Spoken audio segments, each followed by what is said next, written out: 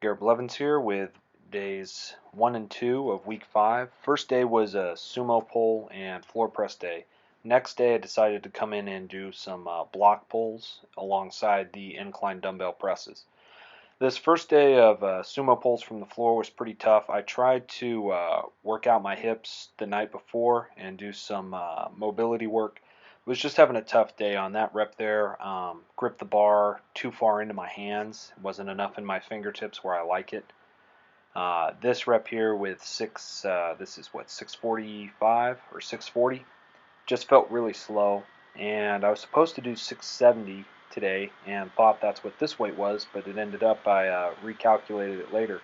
That was actually only 660 and it was still pretty slow. So all in all, not the best day of sumo that I've had. And that's why I decided to do the block pulls again the next day and try for a little bit heavier weight. Floor press felt okay, but my chest, especially my upper chest, was really tight where it comes into the shoulders. I've just been doing a lot of pressing movements lately, and it's really starting to catch up with me, which is what I want it to do. I'm trying to overload my system so that I can kind of push forward on that day of rest. So here you see the pulls from the next day. Again, I did mobility work with my hips. I did some pulls from the floor to warm up, and just was my focus on these was as much speed as possible and really locking it out good. There I almost fell over backwards with 585. So then I did a 635. It was real smooth and started to tear up my hands a little bit. So after that point I used straps. Usually I'm worse with straps because I can't get in a good position. But did really well with 675. Was not expecting it to go that well. Even 725 was real smooth, and that was, I believe, my old PR. And so I decided to go for a number I've really wanted for a while. So I put on 8 plates. I've always wanted to do a lift with 8 plates. You know, I just see those as big milestones. I left my whole setup in here so you can see kind of what I do. Really today, since I was using the straps and I had to stay down by the bar and I couldn't drop in how I usually do, I found that just perfect spot where my hips were comfortable. Early when I was pulling from the floor, my hips were actually feeling kind of beat up and my hip flexors were cramping a little bit. But once I got in here with these straps, I was really trying to squeeze and externally rotate to where it felt just right before I started the pull. Been watching some other really good sumo pullers lately, and they externally rotate their legs so much. I look at my flexibility, and it's really pretty pathetic in comparison. And so I'm going to be working on that and finding that just perfect spot. But here's the rep itself. The bar path is almost straight up. Felt really good about the rep and held it at lockout.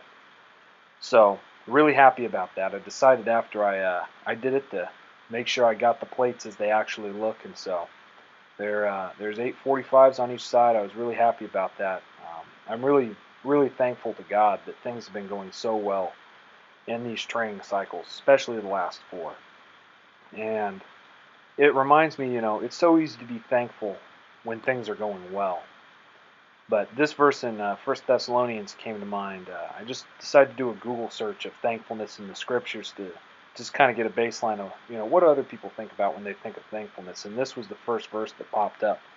And I thought it was a great verse to throw in here because for me, I think it's important to be thankful even when things are not going so good. Let's say you're having a bad training cycle. Well, you know, at least you are able to train. At least you're able to go to a gym where there are good weights. You know, at least that exists for us.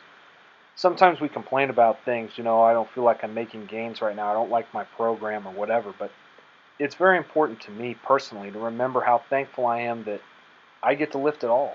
And I've been able to do anything at all with weightlifting, that I've made any progress. Um, I really want to be the type of person where if I never made any progress past what I've done, that I could be satisfied and just enjoy the fact that I've had the opportunity to do some of the lifting that I've done already. I don't have any plans of quitting, and I really hope the gains don't stop and they keep coming, but I want to cultivate this attitude of thankfulness that is thankful in all circumstances, that rejoices always. Cultivate that attitude in my own life because I think that's really important. So, appreciate you all for watching. If you have any comments or questions, please leave them for me. If there's, I finished up a 5-part video series. I've got some more ideas on what to talk about next, including some frequency training and maybe how to set up splits where you have upper and lower body exercises the same days. But if there's anything you'd like to know about, write it down in the comments section and I'll see if I can touch on it if I have time. So I appreciate all you out there. I hope wherever you're at, you're all doing well. Blessings.